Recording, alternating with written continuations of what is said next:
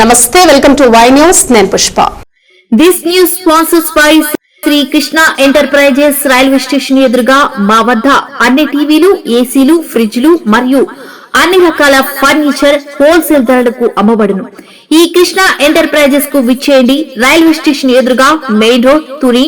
Proprietor Tamarana Satyanarayana. పిల్లల భవిష్యత్తు తల్లిదండ్రుల చేతుల్లోనే ఉంటుందని ప్రముఖ నటుడు కె వెంకట ప్రదీప్ అన్నారు. తూర్పుగోదావరి జిల్లా అనపర్తిలో జీబీఆర్ పాఠశాల 40 వసంతాల వేడుక వైభవంగా జరిగింది. ప్రముఖ నటుడు, మోటివేషనల్ స్పీకర్ వెంకట ప్రదీప్ ముఖ్య అతిథిగా పాల్గొని విద్యార్థులను ఉద్దేశించి మాట్లాడారు. ఈ సందర్భంగా విద్యార్థి తల్లిదండ్రుల పాత్ర ఎంత ముఖ్యమో వివరించారు. భవిష్యత్తును ఏ విధంగా నిర్మించుకోవాలో వివరించారు. పిల్లల భవిష్యత్తు తల్లిదండ్రుల చేతుల్లోనే ఉంటుందన్నారు. ఈ సందర్భంగా విద్యార్థుల సాంస్కృతిక కార్యక్రమాలు విశేషంగా అలరించాయి. వారి మేనేజ్మెంట్ కి నన్ను ఇక్కడ పిలిచినందుకు, ఈ 40 వసంతాల వేడుకలో ఈ వేదిక మీద నన్ను పాలు పంచుకునేలా చేసినందుకు ముందుగా శిరస్సు ఉంచి నమస్కరిస్తున్నాను. 40th ఇయర్ నా కెరియర్ లో కూడా 40 ఏళ్ల క్రితం ఒక ఇంపార్టెంట్ మైల్ స్టోన్ అయింది.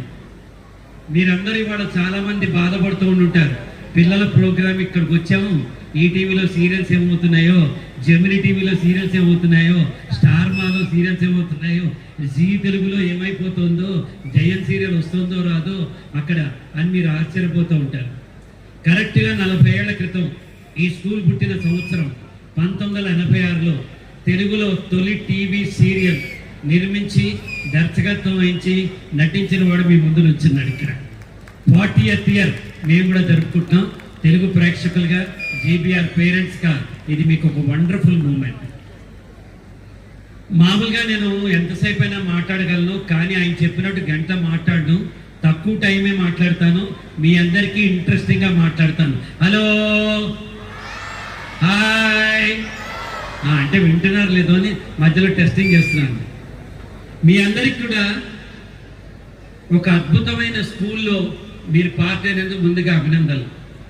ఓ పిల్లాడు వాళ్ళ నాన్న దగ్గరికి వెళ్ళి అడిగాడు, నాన్న నేను పెద్దవాడిని అవుతున్నాను, 14-15 ఏళ్ళ వయసు వస్తుంది, ఎలాంటి కెరియర్లు ఎంచుకోవాలి, ఎలాంటి మార్గాన్ని ఎంచుకోవాలి, ఎలాంటి స్నేహితులను ఎంచుకోవాలి, నా జీవితంలో ఎలా ఉండాలి అని తండ్రిని అడిగాడు.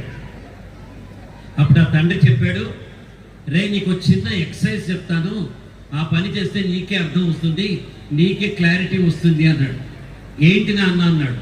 ఒక మెరిసే రాయి, వజ్రం కాదు, మెరిసే రాయి, షైనింగ్ స్టోన్ ఈ కుర్రాడుకి వాళ్ళ నాన్నిచ్చి, ఇది తీసుకెళ్ళి నువ్వు రాజమండ్రిలో ఉన్న రైతు బజార్ బయట పట్టుకుని నుంచో, ఎవరైనా వస్తే మాట్లాడకు, మాట్లాడిచ్చిన పలకకు, ఎవరైనా ఇది అమ్ముతావా అంటే మాత్రం తల ఊపు, ఎంత అంటే 2 వేళ్ళు చూపించు అన్నాడు.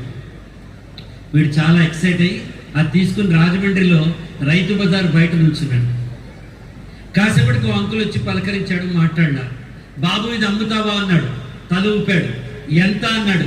2 వేళ్ళు చూపించాడు. ఓ 200 రూపాయలా, నేను ఇస్తాను అన్నాడు. వీడు ఆగమని సైగ చేసి తండ్రికి ఫోన్ చేశాడు. నాన్న 200 రూపాయలు ఇస్తా అంటున్నారు, అమ్మేయమంటావా అని అడిగాడు. తండ్రి ఆగరా, నీ ఎక్సైజ్ పూర్తి కాల, అదే స్టోన్ని తీసుకెళ్ళి, అదే రాయిని తీసుకెళ్ళి ఇప్పుడు రాజమండ్రిలో ఉన్న సత్య సూపర్ మార్కెట్ బయట నుంచుని నువ్వు అదే ఎక్సైజ్ రిపీట్ చేయన్నాడు.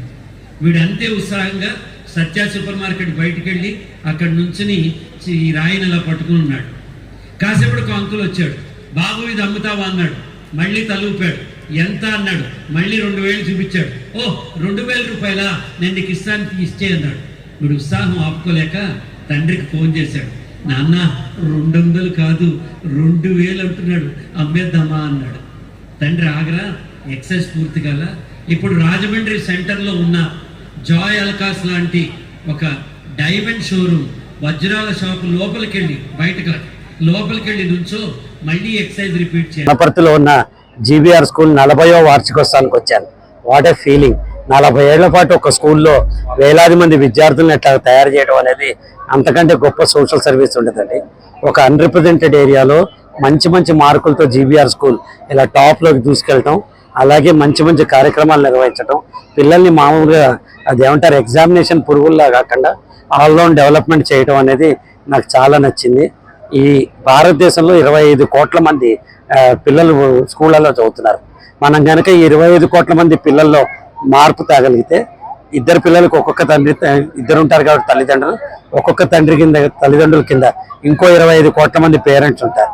ఈ 50 కోట్ల మందిలో మనం 50 కోట్ల మంది భారతీయుల్ని కనుక మనం చిన్నపాటి మార్పు తేగలిగితే, కులరహిత, వర్ణరహిత, వర్గరహిత, ప్రాంతరహిత, భాషరహిత, లింగరహిత, ధనరహిత సమాజాన్ని మనం తీసుకెళ్ళగలుగుతాం.